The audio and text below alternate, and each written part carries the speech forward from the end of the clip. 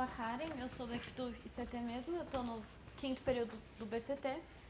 E pra gente entender um pouco do feminismo na universidade, a gente precisa entender o movimento feminista.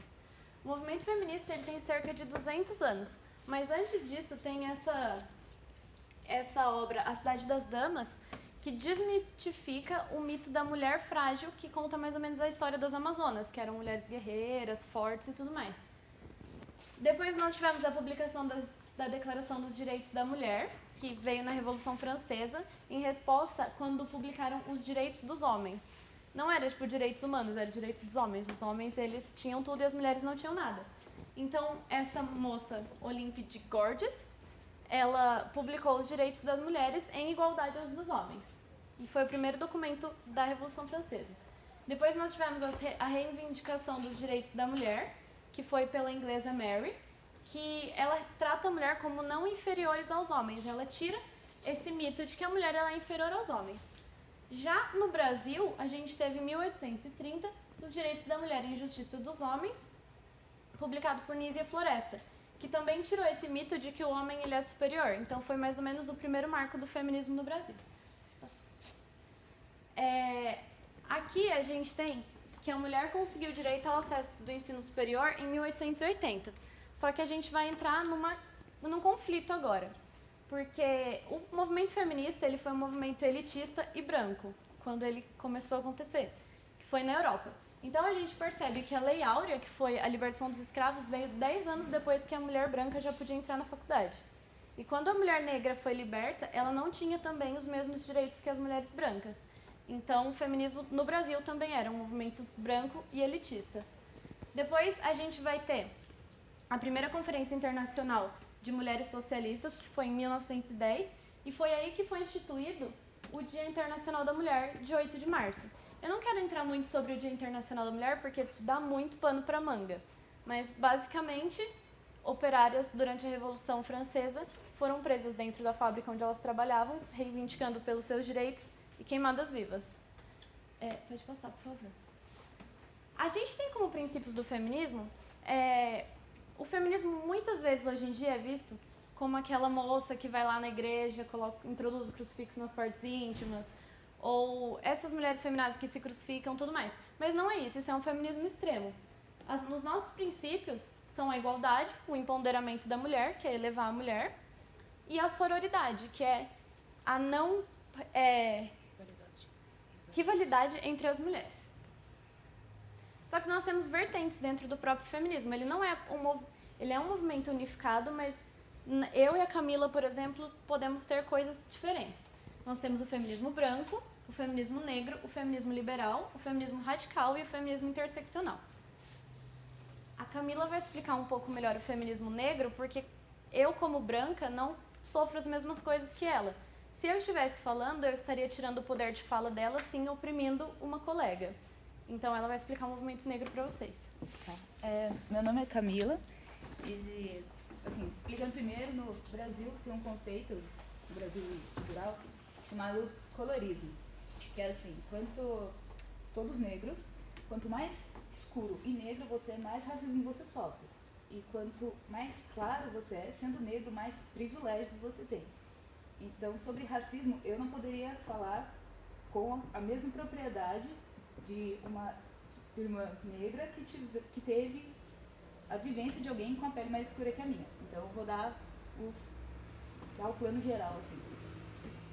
Por que é preciso um feminismo negro? Porque no momento que as mulheres brancas estavam lutando por direito ao voto e igualdade salarial, as mulheres negras estavam lutando para ser reconhecidas como gente, porque elas ainda eram escravas. Então, como a Karen já falou, foi um movimento muito branco e acabou sendo elitista por isso.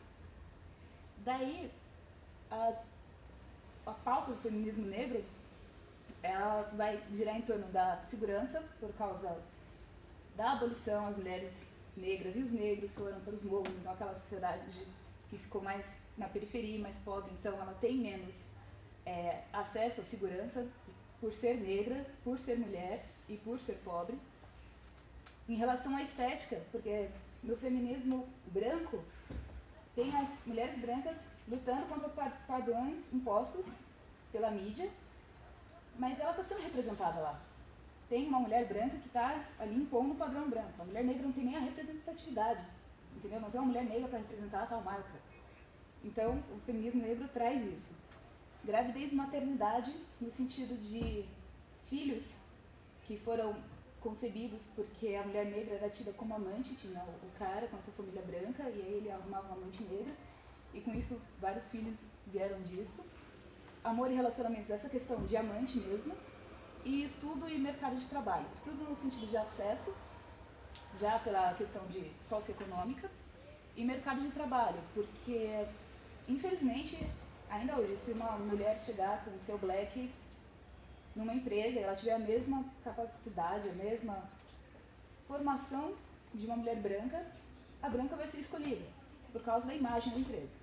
No feminismo liberal, as feministas liberais, elas acreditam que a igualdade entre homens e mulheres, elas podem ser conquistadas por reformas políticas e legais e por ações individuais. Por exemplo, se eu estudar muito, eu vou conseguir ter o mesmo cargo que um homem na minha empresa. Aqui tem um exemplo da campanha He for She, da Emma Watson, onde ela chamava os homens para ser feministas. Então, isso é um exemplo de feminismo liberal. A gente costuma chamar de lib-fem, assim, dentro do movimento. Já no feminismo radical, a gente gosta de frisar que ele não é extremista. Ele é radical porque ele vem de raiz, ele vem lá da essência do feminismo. Ele pensa mais no coletivo e não na questão individual. Como assim o coletivo? Um grupo de mulheres e não uma mulher individual. E eles acreditam na hierarquia de pessoas. Por exemplo, um grupo branco domina um grupo negro. Um grupo de homens domina um grupo de mulheres.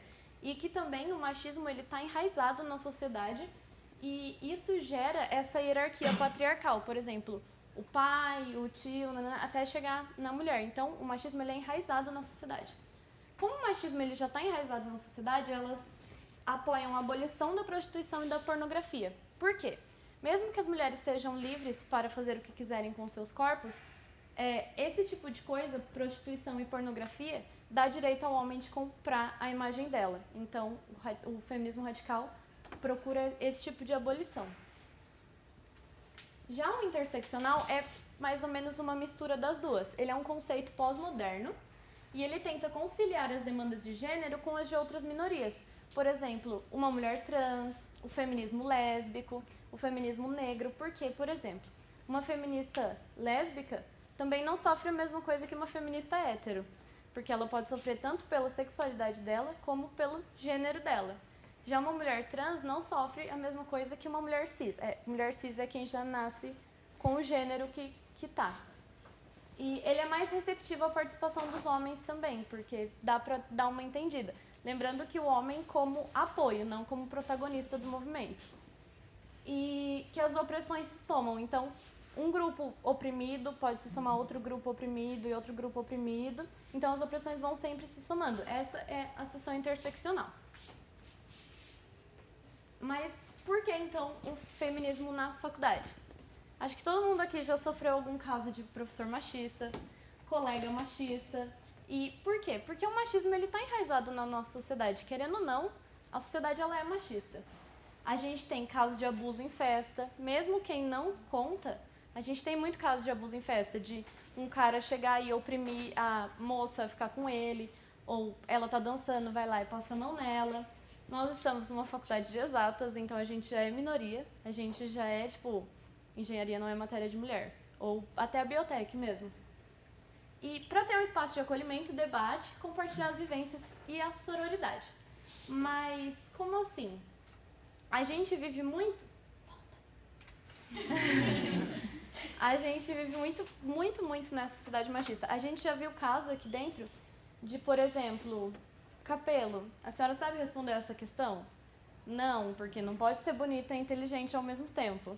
Vindo de professores, de colegas, muitas vezes nós, meninas mesmo, nós não somos machistas, nós reproduzimos o machismo. Quando a gente vê uma amiga, por exemplo, ela foi na festa sábado e quis beijar alguns rapazes. Aí no dia seguinte a gente vira e fala, você tem que se valorizar, você tem que fazer isso. Então a gente está reproduzindo o machismo, mesmo sendo mulheres. Então a gente precisa desse espaço feminista na faculdade para que a gente possa se ajudar, ser amiga e exercitar a sororidade, que para muita gente ainda é um pouco vago na cabeça. Eu vou tentar explicar um pouquinho. Então, a sororidade ela é a quebra ao pé da letra. Ela é a quebra da rivalidade entre as mulheres e a união das mulheres contra o patriarcado. Então, ela traz igualdade e unicidade ao movimento. Só que, muitas vezes, a gente quebra a sororidade, como, por exemplo, a gente não pode exigir que alguém me apoie, por exemplo, Capelo, me apoie, porque isso é uma forma de opressão. Você está exigindo que a outra amiga pratique a sororidade. Muitas vezes também a gente acaba pensando, eu como feminista não posso não gostar de tal pessoa, de tal mulher, porque isso vai contra o feminismo. A gente até pode não gostar de tal mulher, mas se ela estiver numa situação em que eu como feminista tenho que ajudá-la, isso é sororidade. Eu não posso ficar competindo com ela, ter esse tipo de rivalidade, porque isso a gente vai se unir contra o patriarcado. Mas se a gente, por exemplo, cobra de uma mulher branca, que ela apoie muito uma mulher negra, ou o contrário, isso também é uma forma de opressão. Então a gente tem que tomar cuidado, porque a sororidade ela está caindo na banalidade também. Porque as pessoas elas estão levando muito ao pé da letra e tentando oprimir de certa forma. E como que a gente pratica a sororidade na faculdade?